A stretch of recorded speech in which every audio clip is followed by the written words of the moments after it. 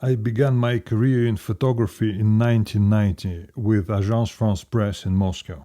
Being young, I had the chance to witness first Russian putsch in 1991 and crash of the Soviet Union, an attempt to pull down President Yeltsin in 1993, war in Chechnya.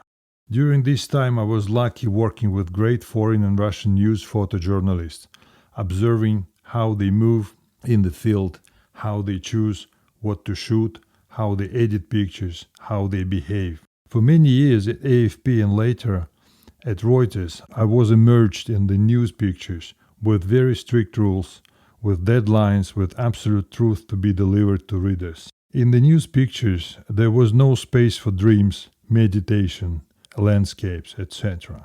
Why do I photograph lighthouses?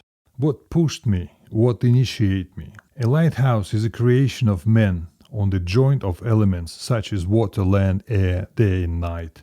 A ray of light is what a sailor sees first approaching homeland. A ray of light is the last thing one can see sailing away from home. The ray of light is the ray of hope, ray of joy, a bright thread between one and his family, his relatives, home, children, etc. When the lantern of a lighthouse starts to shine its light, one realizes he is almost at home. Soon he will hug his parents, kiss his children, caress his wife. Where land ends and sea begins is written at Cabo da Roca, most western lighthouse of Europe in Portugal. And it's true. Here one life ends and another life starts. That's why I photograph lighthouses. I was approaching Cabo da Roca, the most western cape of continental Europe near Sintra, Portugal, in a bad mood. The weather was rather poor, grey sky, pissy rain, windy and cloudy. In a lack of time I had to make the job. It meant for me at least one more day to stay and wait for decent meteo conditions to shoot. But I decided to give it a try anyway. I always do so. I'm coming closer and what I see. From time to time I see blue sky splashes, the sun periodically blinks to me, my hope raises with adrenaline, I step on the gas. By the time I was near the beautiful lighthouse built on top of a huge cliff, the weather changed dramatically. Strong wind flows were slushing me. Sometime it was a spread of rain, then the sun was appearing for a while. Great weather for a picture, and I got one. Then I stood for a while peering into the ocean, thinking of once famous Portuguese explorers sailing by this cape on their way to Asia, Africa or India. Once I packed my gear, the sky went grey again and it started raining. Like someone up in the sky was helping me. Incredible feeling. I remember Cabo da Roca with deep emotion. Phare de Nividic, Ouessant, France.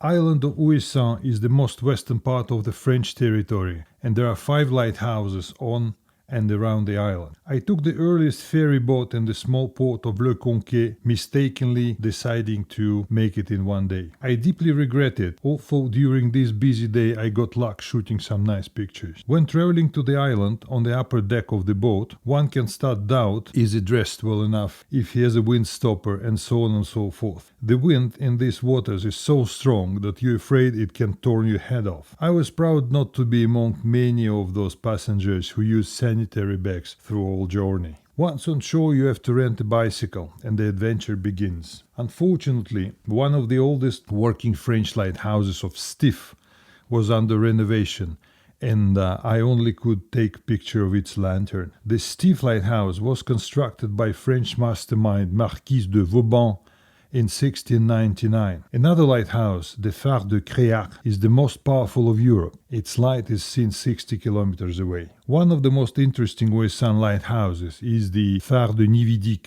the one which, due to violent courses and stormy winds, have been constructed for 24 years. When I got to the Nividic, I couldn't leave. So vivid, so alive was the nature there, with crying seagulls, salty water drops in the air, big waves, strong wind and splashes of sun. I've never lived on an island, but Ouessant reached into me very deeply. When I think I could watch the sun rising from the sea and the sun setting into the sea, where I can lose myself in the dunes or between rocks, where I can inhale this bitter smell of local wild herbs, combined and tousled by wind, where I can reflect and meditate. I would dream to have a tiny house on this island. Portofino. Portofino Lighthouse sits on the edge of the cliff cutting into Ligurian Sea above this picturesque Italian spa resort. They say the name Portofino comes from Portus Delphini, as there was gallery of dolphins in good old days. I was literally climbing the cliff early morning before the sunrise, and all sweating made it in time. Set myself up and started to observe as I like. The sun is not up yet, colors are very faint, no pictures to shoot, and suddenly I see a luxury yacht coming into the bay and slows down, then stops. Obviously, some rich dudes were heading to Portofino, and Captain made it a bit earlier, deciding to have a pause. But no, right at the moment the sun starts rising, a Zodiac boat rushes from the shore to the yacht. I see flashes of a photo camera. The Zodiac circles around the yacht. The yacht also starts turning clock and counterclockwise. From my position, it was really like a dog was attacking a bull. And I changed my thoughts to following. Poor stinky rich guys. They have no rest even on board of their own boat. Bloody paparazzi get them everywhere. Why don't they spray this paparazzi Zodiac with a fire pump? As the light went great, I digressed from this scene and concentrated myself on shooting. After a while, tired but happy with the picture, I was sitting on a beach bench, rolling my well-earned cigarette. The Zodiac from this morning comes right to where I was, and the guy with a photo rucksack and a camera on his shoulder comes out of the boat. I called him, gently asking was he photographing the yacht in the morning. He said it was him, and we started chatting. Quickly I realized he was not a paparazzi. In fact, my new acquaintance was Mark Paris, one of the best yacht photographers in the world. That very morning he was photographing a boat for his client, and we discussed light and how to shoot this and that. When I said I was Russian, he mentioned he was photographing many boats for Russian clients. We exchanged cards. A couple of years later, Mark died in a plane crash in Turkey while photographing another boat. He was 57 only. This image of Portofino Lighthouse always reminds me Mark Paris. Cap d'Antifer. I was late in my schedule to arrive to the Cap d'Antifer on the French side of the channel in the time of twilight. So I was trying to find my path to the lighthouse through confused countryside roads, preparing myself to take few hours nap in the car and start photographing the lighthouse before the sunrise. But it was full moon and the sky was very agitated, so I decided to give it a try. I took the only chance to combine the lantern of the lighthouse and the moon together, but because the lighthouse sits very close to the end of 102 meters high cliff, I couldn't back off, and the lighthouse tower is kind of bending on my picture. Nevertheless, because of the two bright lights and agitated sky, with some details, the picture is one of my favorites. Finished shooting, I have been standing for a long time, peering from the cliff into the black infinity of undistinguishable sky and sea, listening to the swashes of surf, breathing full lungs of wet and salty air, feeling dumb touch of the wind on my face. Oberversant. My next goal was an unreally beautiful old creature in Dornneufeld, Germany, called Oberversant. One couldn't imagine to see a cast iron tower girded by external staircases, all metal, erected in the middle of ice and snow desert. Harmonious lines of lamp posts lead your eye to this structure. There is a great contrast between old metallic surfaces and blankish environment. The sun is not up yet. I walk around, shoot, choose angles, move, trying to warm up myself. Move from one position to another. My tripod becomes heavy and freezes my hands. I use it for long exposed frames with more architectural angle. But despite of this, I feel unexplainable joy, and it was not all. The sun starts rising. Unfortunately, I can't combine my lighthouse and the sun in one frame and look for different angles. Suddenly, I hear a honk. What is that? It's a flock of geese heading from nowhere to the sun. Amazing. I shoot a series of frames, but it was a bit too late. Damn. I wait and wait and wait, roll a smoke cigarette. I've forgotten the wind and cold. I want those birds to come back. And finally I am lucky. Another bunch of geese appears and heads the same direction. Got a shot. Time to head on. Le Sept-Îles, Bretagne, France. I was photographing a very picturesque Breton lighthouse called Maine Rouge in Gaelic. The closest islands of Monk of the small archipelago of 7 islands is located just about 4 kilometers away from the Maine Rouge. The archipelago is the biggest French seabirds national nature reserve, and I couldn't go there freely, so I decided to try to shoot the island of Monk lighthouse from 4 kilometers distance after the sunset. I put my longest lens and a teleconverter to be as close as possible, framed the picture and started waiting. The sun sets, the sky shows blue, the lighthouse light becomes visible, it blinks irregularly, so I have to understand the frequency of blinking and push the button at the right time. Considering that I shoot a long distance and long exposure, it becomes a quest. The most difficult is to catch the ray of light of the lighthouse as clear as possible, and not to lose all the details around. Because it is getting darker, the difference between the light ray and the rest becomes more and more significant. And finally, I am satisfied. It's done. I look around, shaking off my concentration. All is quiet. God, it is like in the Korean movie Spring, Summer, Fall, Winter and Spring by Kim Ki-duk. The silent beauty. Just all blue and blinks of the yellow light. That's all. Punta del Ablir, Spain. From the Punta del Ablir, you can almost see famous Ibiza Island in Balearic Sea. I started my 4 kilometers uphill walk through the national park of Sierra Gelada in the complete darkness. I appreciate those moments of loneliness when you are on your own, with your thought, your dreams, when your sensory organs work themselves, ears filter noises and eyes detect something unusual around. It's a kind of zen for me. Although it can be difficult physically, it rinses my mind. On my way, I met one lady jogger, fearless, in the complete dark, and one old man with a big but gentle dog. That was all. Closer you come to the summit of the rock, with the lantern blinking, brighter it becomes around with the rising sun. Somehow I well calculated my walk, and was by the lighthouse right in time to start shooting. What a feeling! Colored overtones change in your eyes. Details of the landscapes begin to emerge. After a pre-dawn freshness, you feel that heat of the sun on your face. Beautiful. I got the shot. Happy and joyous, I walk back to my car. Ostende. I arrived in Belgian town of Ostende early evening. The sun began barely setting. Luckily parked my car in front of the fish market, took cameras and went for a walk. What a peaceful evening it was. Maybe it was a weekend, I don't remember. People walking, lots of families, lots of children, very friendly atmosphere.